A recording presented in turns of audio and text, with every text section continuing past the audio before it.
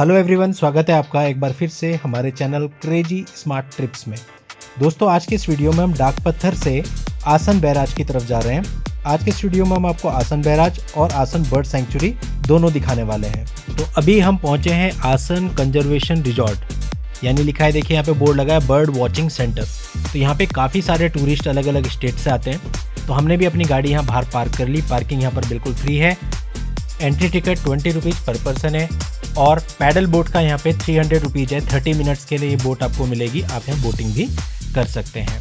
अब हम आगे चल रहे हैं इस पाथवे पे और इसके लेफ्ट हैंड साइड पे जो आप देख रहे हैं ये एक लेक बन गई है जो कि बैराज की वजह से बनी है। जैसे कि मैंने आपको बताया यहाँ पर आसन बैराज है, अभी वीडियो के एंड में हम आपको वो भी दिखाएंगे। तो उस बैराज की वजह से लेक बनी और यहाँ की खास बात यह है कि प्रवासी पक्षी मौसम के अनुसार यहाँ पर आते हैं। अगर आप उस पर्टिकुलर मौसम में आते हैं तो आपको पर्टिकुलर पक्षी यहाँ पर देखने को मिलते हैं और पर्टिकुलर टाइम के बाद वो यहाँ से चले भी जाते हैं। आगे चल के मैं आपको बोर्ड भी दिखाऊंगा कि पक्षियों की कौन कौन सी प्रजातियाँ यहाँ पर पाई जाती हैं। अगर आप भी एक बर्ड लवर हैं तो यहाँ आके आप बहुत ही अच्छा महसूस करेंगे क्योंकि तरह तरह की बर्ड्स को देखने का आपको मौका मिलेगा। मैं आपको इस वीडियो में बताऊंगा कि आपके लिए बेस्ट टाइम क्या रहेगा जब आप यहाँ पर आएँ, और भी बहुत सारी इन्फॉर्मेशन दूंगा। आपको ये भी बता दूं कि यहीं इसी रिजॉर्ट के अंदर बहुत सारी कॉटेज भी बनी है। यदि आप यहाँ पर रहना भी चाहते हैं तो आप यहाँ रह भी सकते हैं। आज की डेट पे जब हम यहाँ आए थे जुलाई 2024 में, तो इस समय कॉटेज का जो हमने इनसे रेंट मालूम किया वो 3500 रुपीज़ पर नाइट के हिसाब से उन्होंने हमें बताया था।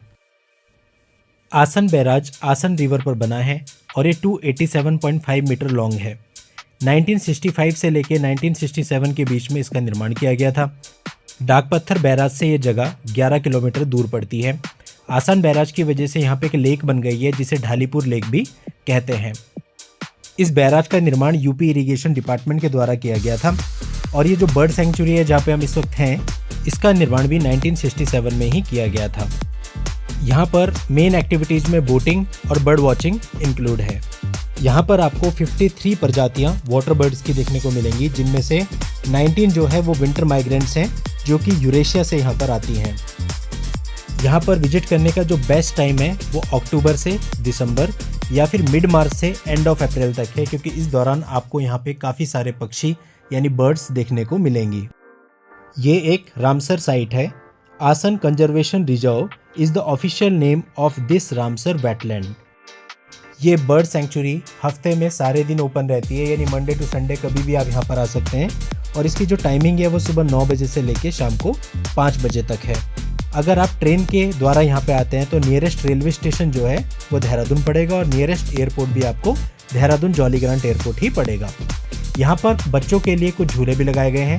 यदि आप यहाँ पे आते हैं तो आप इंजॉय भी कर सकते हैं। हमने भी यहाँ काफ़ी इंजॉय किया, झूले झूले और खूब फन किया, मज़ा किया। तो कम से कम 1-1.5 घंटा आप यहाँ पे आसानी से स्पेंड कर सकते हो। आप वीडियोग्राफी कर सकते हो, फोटोग्राफी कर सकते हो, बोटिंग कर सकते हो, झूले झूल सकते हो, लेक की सुंदरता का आनंद ले सकते हो। और अगर आप ऐसे टाइम पे आए हो जब प्रवासी पक्षी यहाँ हैं तो आपको उनका दीदार करने को भी मिल जाएगा। ग्रीनरी देखिए कितनी अच्छी है। तो यहाँ पर काफ़ी टाइम, लगभग आधा घंटा तो हमें यहाँ झूलों में ही मज़े करते हुए लग गया था। तो आप भी यहाँ पे एंजॉय करें। अगर आपके साथ बच्चे हैं तो वो भी यहाँ पर बहुत एंजॉय करेंगे।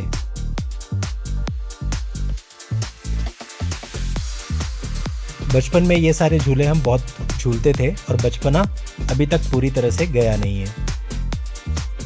यहाँ अंदर ही एक कैफ़े भी है। यदि आप कुछ खाना पीना चाहते हैं, कुछ स्नैक्स लेना चाहते हैं तो आप कैफ़े से वो भी ले सकते हैं। और जो पाथवे हमने आपको स्टार्टिंग में दिखाया था, उसी पाथवे पे दोनों तरफ सिटिंग अरेंजमेंट भी है, यानी वहाँ पर बैठ के आप स्नैक भी ले सकते हैं और लेक का और पक्षियों का दीदार भी कर सकते हैं। ये देखिए जो पेड़ है ये पक्षियों की शेप में कटे हुए हैं, इन्हें शेप दी गई है। अभी हम ऊपर चलते हैं और वहाँ से आपको लेक भी दिखाते हैं। ये देखिए ये लेक यहाँ पे बनी हुई है जिसे ढालीपुर लेक भी कहते हैं। आप यहाँ से इस लेक को देख सकते हैं और मौसम के अनुसार अगर आप यहाँ पर आए हैं तो इस लेक में आपको कई सारे प्रवासी पक्षी भी देखने को मिल जाते हैं। इसके अलावा यहाँ बोटिंग एक्टिविटीज़ होती है वो भी आप कर सकते हैं। अब दोस्तों यहाँ पर देखें आप, लेफ़्ट साइड में भी और राइट साइड में भी कुछ हट बनी हुई हैं, उनमें बैठ करके आप स्नैक्स वगैरह ले सकते हैं। आप यहाँ देख सकते हैं जो आइटम यहाँ पे अवेलेबल हैं और उनके क्या क्या रेट हैं वो सब इस बोर्ड में लिखा हुआ है। आपकी सुविधा के लिए मैं बता दूं कि देहरादून से इस स्थान की दूरी 43.6 किलोमीटर है।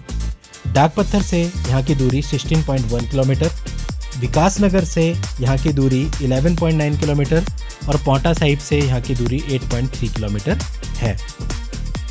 अब यहाँ पर आप देख सकते हैं टाइप्स ऑफ बर्ड्स अराउंड आसन सीआर, यहाँ पे कौन कौन सी प्रजातियों की बर्ड्स पाई जाती हैं। अब कई लोग ऐसा सोचते हैं कि इसके अंदर हम जाएंगे बर्ड सेंचुरी में तो कोई पिंजरा होगा, उसके अंदर बर्ड्स को रखा हुआ होगा। ऐसा बिल्कुल भी नहीं है। ऐसा नहीं है कि जैसे आप पिंजरे में जानवरों या पक्षियों को देखते हो। जो भी पक्षी होंगे वो प्रवासी पक्षी होंगे और लेक में आपको ओपन में दिखाई देंगे। और अगर आप ऐसे टाइम आए हो जब जो है वो पक्षी यहाँ पे नहीं आते हैं तो उस समय पे आपको यहाँ पे कोई भी पक्षी दिखाई नहीं देगा या कुछ पक्षी दिखाई दे सकते हैं। ये डिपेंड करता है आप कब यहाँ आ रहे हो और उस समय कौन कौन से प्रवासी पक्षी यहाँ आए हुए हैं। ये देखिए एक हट बनाई हुई है, इसमें आप ऊपर चढ़ सकते हो। इसलिए बनाई गई है कि ऊपर से आप यहाँ का पूरा व्यू देख सको।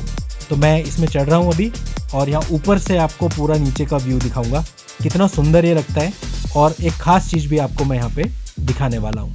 तो पहले तो हमने लेक का ऊपर से व्यू देखा, देखिए कितना खूबसूरत है, क्लाउड्स और छोटी छोटी पहाड़ों की श्रृंखला और बहुत बड़ी ये लेक, और लेक के बीच में ऐसा लगता है जैसे कुछ आइलैंड बने हुए हैं। तो बहुत ही अच्छा आपको ये लगने वाला है, बहुत ही खूबसूरत वास्तव में ये है। हम जुलाई 2024 में यहाँ पे गए थे तो हमें यहाँ पे बहुत थोड़े से पक्षी कहीं कहीं दिखाई दे रहे थे, बाकी बहुत ज़्यादा पक्षी यहाँ पे इस समय पे नहीं थे।